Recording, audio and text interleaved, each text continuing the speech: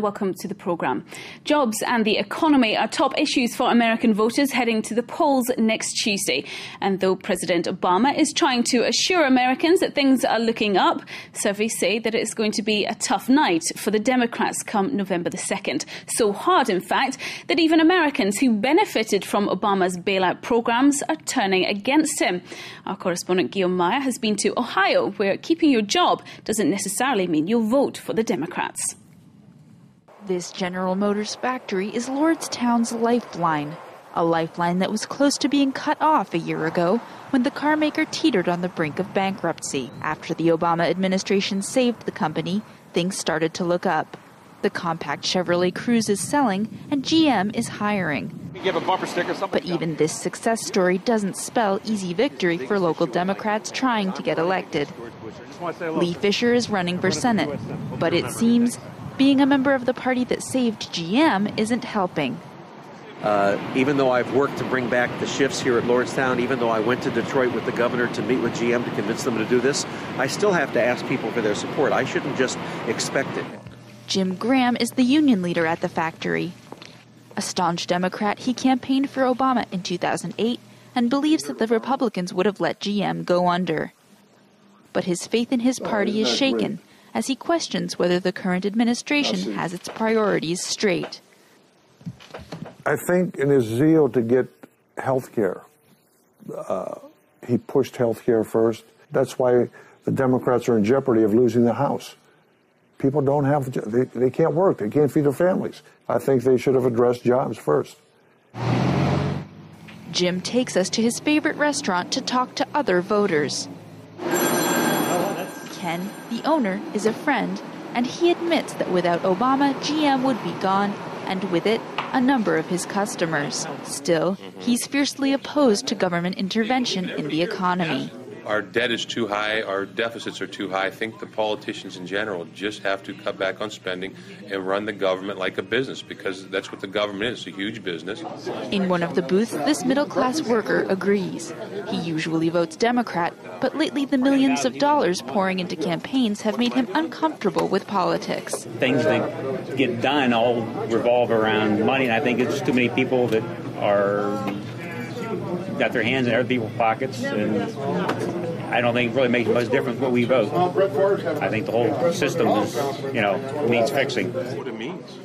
In these tough economic times, anti-incumbent anger is widespread, even in a city where Washington's policies have prevented a total collapse. Well, we can now speak to Guillaume Meyer, who's standing by in Washington. Guillaume, in your report, voters say mistakes were made. What were they?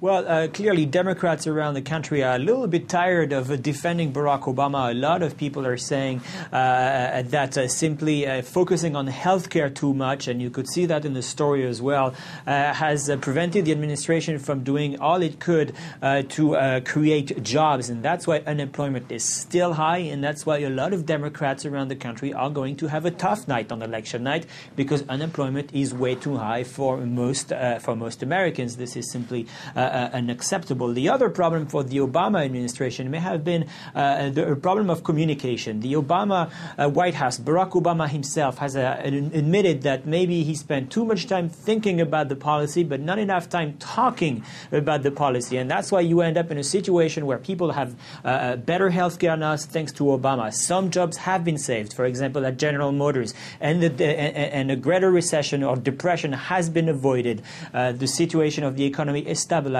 And yet, the people of America don't credit the Obama administration for that. That shows that the Obama White House hasn't been very good at explaining what it was doing. And Barack Obama himself is now trying to change that. He's trying to, for example, mend the relationship with the press corps at the White House, because he realizes that he needs the public opinion, he needs the media behind him. And so far in his first years at the White House, it hasn't been the case. OK, so what about the Republicans? What are they promising in return?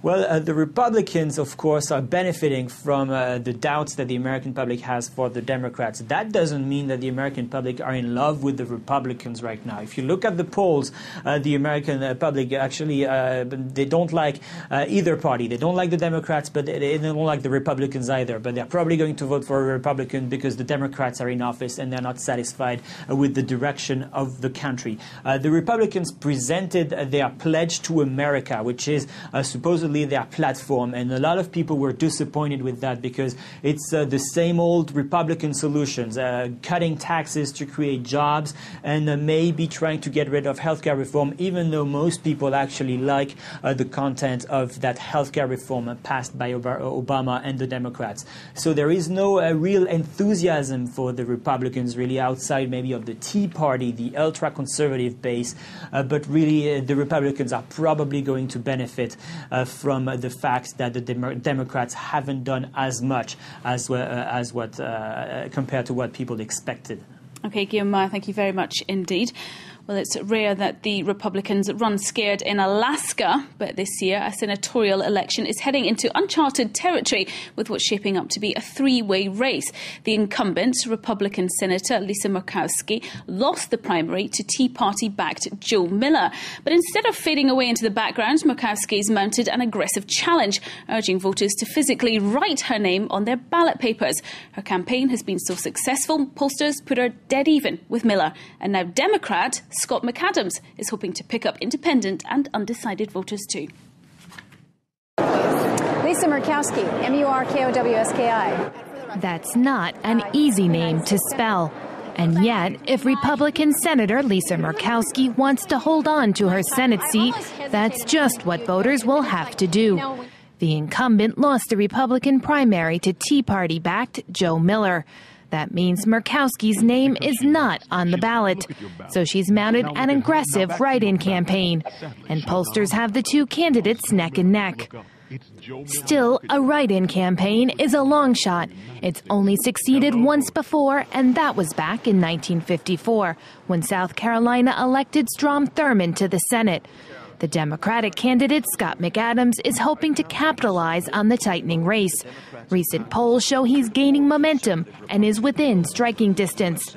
Still, it could all hinge on the voters' ability to spell Murkowski. L-I-S-A-M-U-R-K-O-W-S-K-I. Remember the I when they go to vote. Well, that's all we have time for. We'll have more again at the same time tomorrow.